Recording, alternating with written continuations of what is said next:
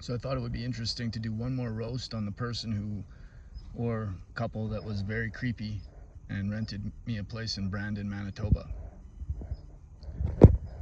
As this letter was given to me a day after I went to the police about an incident that occurred 5 to 6 months prior to this date.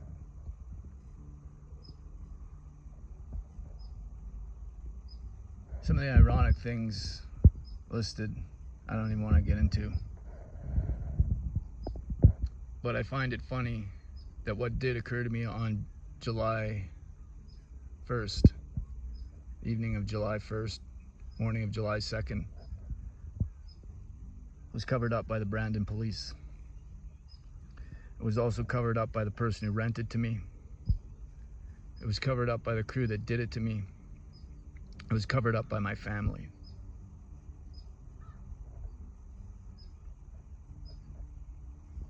She wanted me to sign a letter acknowledging my eviction.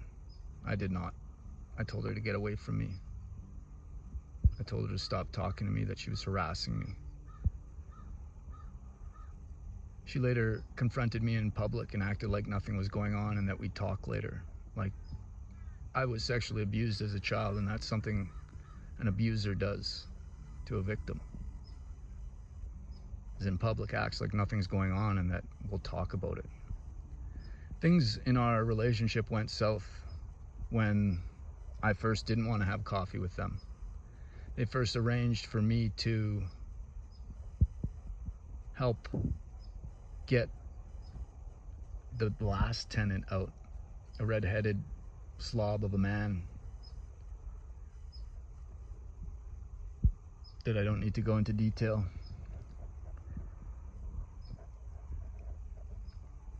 The person who I did stay downstairs at that location with, we were good friends.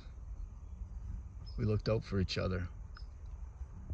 I don't know where she is now. Part of me tells me that we had a secret meeting in Dauphin together and we got to talk once more.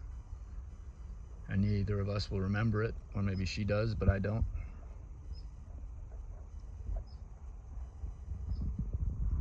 What is the strangest of all of this is, so I left that place as soon as I could.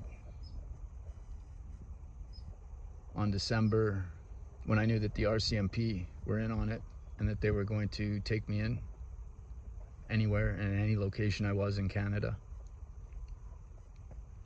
to a mental hospital, or a hospital to admit me into a mental hospital. And so it was that I arranged quickly, and I should have just rented a U-Haul and got out of there. But I asked for the help of my sister, hoping that this could be some moment that, you know, if there's family around, that they'd stick up for me. If I'm just always on the run, I'm on the run. I even asked my mother to come down. She didn't come and help me move out, although she should have.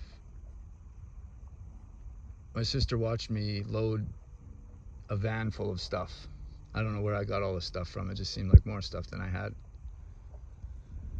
But at any rate, I called her bluff, and at some point she sent me either a text or an email saying that she didn't know how to send me my damage deposit and the remainder of the rent for the month. So if I actually was evicted, do you think she'd be giving me my damage deposit or my remaining rent?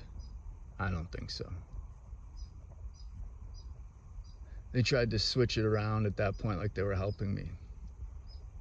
Numerous times these groups know when the people who are contracted to do things to me are out of control, and the people who are contracted to house me or contain me don't control the people that are contracted to hurt me.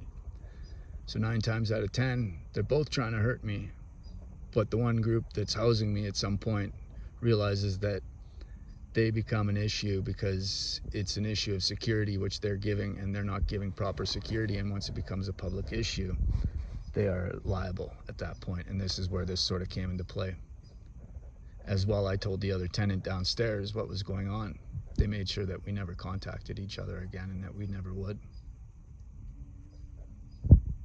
And what was the strangest, so I received this message, and I can't remember how I received the message. about my damage deposit, but it was in a way that they hoped I didn't see the message. And as soon as I replied back to the message, that's what it was. It was a voicemail. As soon as I replied back to the voicemail through a text, I believe, instantly, before I even had a chance, or maybe I was leaving a voicemail on the number. I don't know what it was, but there was no delay. It was like a second after I hit send, or while I was sending the message, I received an e-transfer from the creepy group. At my sister's, I believe that I was gassed with something in her shop the next 2 days. I don't know what chemical, but they gaslit me by making my pants stink like the same stuff they were fumigating me with. I think it was an agent that you pickle taxidermy.